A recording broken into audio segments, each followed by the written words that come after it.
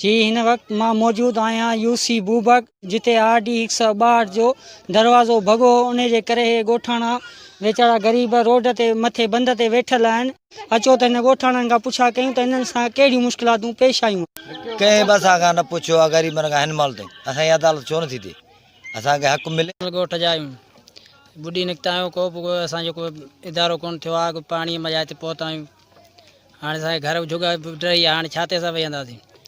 Road मानी वग़ैरह आयो डब रोटी ॿुधी जेको ॿुधाई केॾी महिल मिली तव्हांखे? इहा बि कल्ह मिली आहे, अॼु त कुझु बि कोन थियो आहे। जी तव्हां हितां जे गोठाणनि जा वीचार ॿुधा त हिननि ग़रीब मिसकिन माण्हुनि खे कुझु बि न मिलियो आहे। कल्ह हिननि खे मानी मिली, अॼु सॼो ॾींहुं वेचारा नंढड़ा मासूम बचड़ा मुंहिंजो कैमरामैन तव्हांखे ॾेखारींदो त इहे वेचारा उन ई बुख ते हिन रोड ऐं बंद ते वेठा आहिनि। पर हिननि खे हिन महिल ताईं AC साहब या डिप्टी कमिश्नर साहब या थरदीप या कंहिं बि आला अमलदारनि हिननि जी का बि सहायता न कई आहे। हिननि जी अपील आहे साईं मुराद अली शाह साहब CM सिंध सां त असांखे कंहिं न कंहिं सुठी जॻह ते विहारे वञे ऐं असांजी सहायता कई वञे।